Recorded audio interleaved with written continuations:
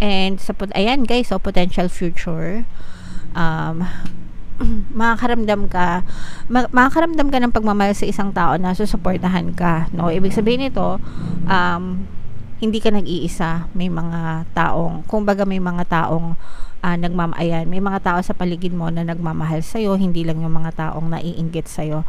Meron ding mga tao na nagmamahal sa'yo, meron mga taong sumusuporta sa'yo. So, bumangon ka para sa kanila, no?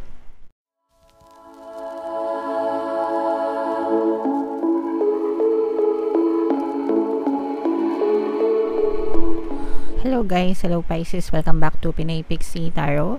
Ang pamagat ng ating episode for tonight is Story Mo Ba To? So ito isang timeless reading para sa Pisces, Sun, Moon, Rising, Sign, and Venus. General reading lang mga kapixie, pwede mag-resonate, pwedeng hindi, combination ng positive and negative energy. Sa reading na to guys, titingnan natin where you are right now, mga potential and challenges nyo, what you need to focus on, past, present, and possible future energy mga kapixie, and yung mga suggested approach. Okay, so shuffle ko yung cards guys, hanapin ko yung energy ng Pisces.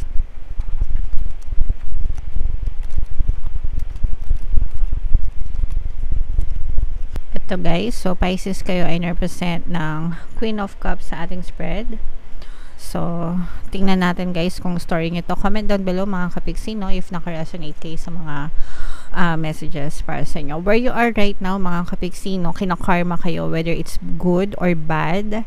Mga kapixie, kayo lang yung nakakaalam yan, okay? So, sometimes, for some of you, if feeling nyo minamalas kayo, feeling nyo kahit anong gawin nyo, parang hindi umaasenso yung buhay nyo, that may be because of your bad karma. Yung bad karma, mga kapixie, pwedeng minana nyo pa yan sa mga ninuno nyo, pwedeng naisumpa kayo, ganyan. And for some of you naman, kung maganda naman yung nangyayari sa inyo, it's probably because of your good karma din. So, karma is either bad or good, mga kapixie. Bad intentions, bad karma. Good intentions, good karma. So, kayo yung nakakaalam kung ano yung babalik sa inyo, mga kapixie. So, titingnan natin how this story will unfold, guys. Habang binabasa natin. So, ito yung potential and challenges mga kapixie. This is more on challenge guys. For some of you, parang nagkakaroon kayo ng challenge pagdating sa pera or sa pananalapi. Okay?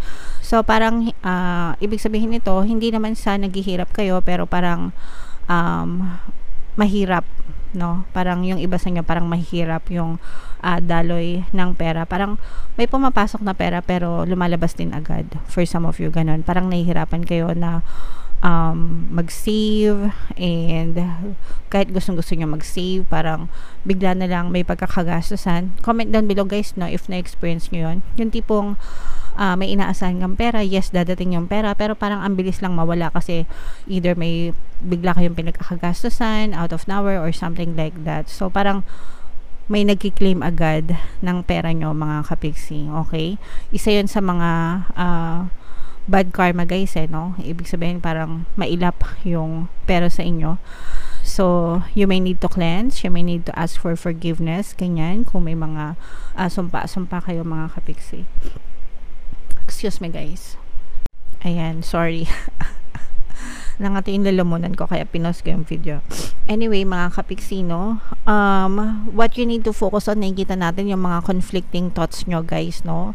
Yung iba sa inyo maaaring nagkakaroon din kayo ng conflict sa ibang tao pagdating sa pera mga kapixie. For some of you, if mayroon nangutang sa inyo or nanghiram ng pera, ganyan, parang hirap na hirap kayong singilin sila sa utang, tapos nagkakaroon pa kayo ng conflict sa kanila na ayaw kayong bayaran or nahihirapan kayong maningil sa kanila, ganyan. For some of you, parang pwedeng pwedeng nabiktima rin kayo ng scam before, tapos parang hirap na hirap kayo na bawiin yung pera na nawala sa inyo, mga kapixie.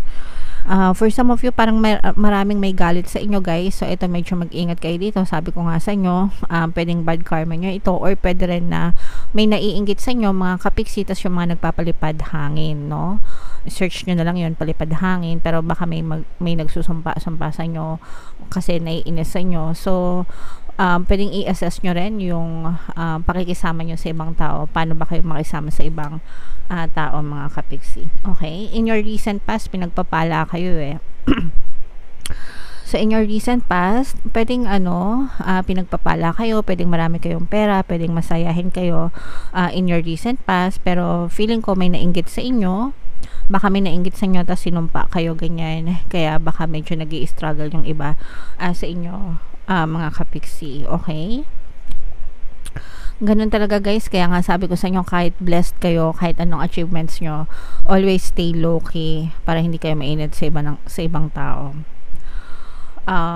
Your greatest strength mga kapiksi is, for some of you naman, humble naman yung iba sa inyo, pero talaga lang baka may nainggit sa inyo, kaya may nagpalipad hangin, ganyan, pwedeng may sumusumpa, ganyan. Kasi yung iba sa inyo, parang magaling naman kayo or marunong naman kayo mag-handle ng pera, pero yun nga, no, parang comment down below guys if nakaka-resonate kayo, kasi nararamdaman kayo, parang may nagki-claim sa pera nyo, ibig sabihin parang palabas yung pera nyo mga kapiksi.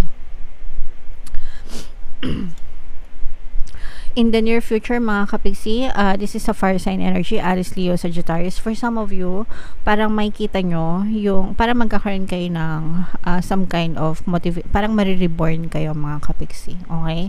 Kasi parang magkakaroon kayo ng some kind of motivation na babawi kayo sa sarili nyo, no? Babawi kayo and hindi kayo papayag na may mga agrabyado sa inyo, hindi kayo, kumbaga parang palaban, no? Parang palaban na hindi na kayo mananahimik, ganyan, parang ganun, okay? Pero hindi naman sa guguluhin nyo yung mga nanggugulo sa inyo, pero parang you will shine more. The more na naiinggit sila, the more na magsha-shine ka. Okay? The more na ipapakita mo sa kanila na mas mataas ka kesa sa kanila. Okay? So, ganun. Parang ganun yung nararamdaman natin sa inyong energy in the near future na parang hindi ka na magpapadehado, mga kapiksi. Alright? And yung suggested approach nito guys, parang trust your intuition din. Parang sinasabi dito na pakiramdaman mo din yung mga tao sa paligid mo. Sometimes malalaman mo naman yun kung sino yung gumagawa sa'yo ng hindi maganda, di ba?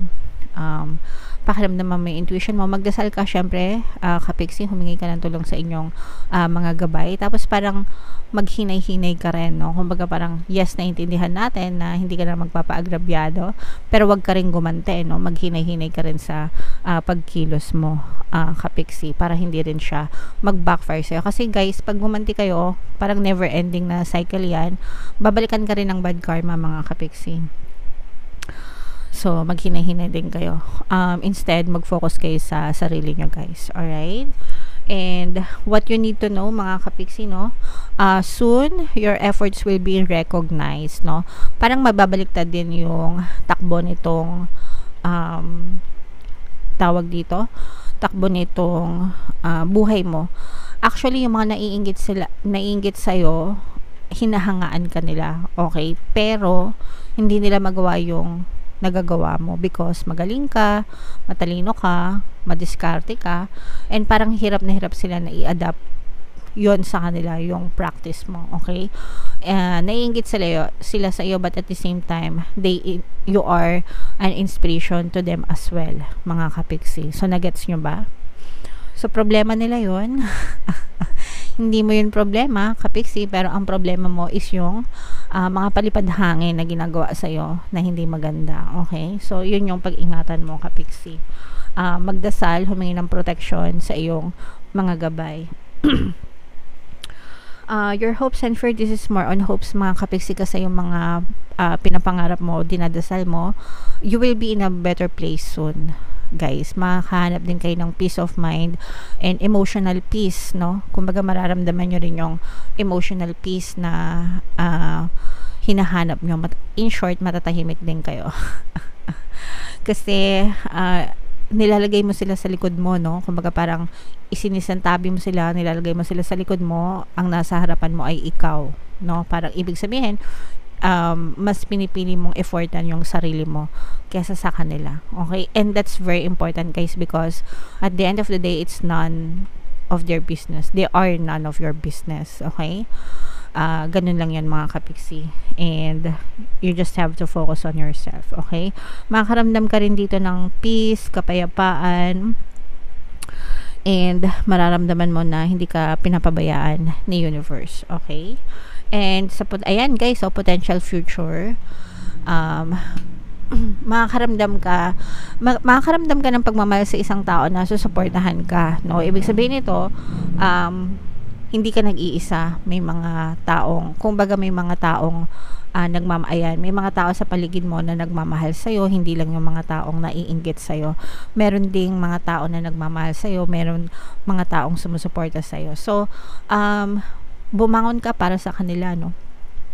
Sila yung magbibigay ng inspirasyon para sa'yo, para ma-motivate ka, ganyan. So, wag mong pansinin yung mga tao na naiinggit sa'yo, but instead, mag-focus ka dun sa mga taong naniniwala sa'yo, mga kapiksi, at sa mga sumusuporta sa'yo.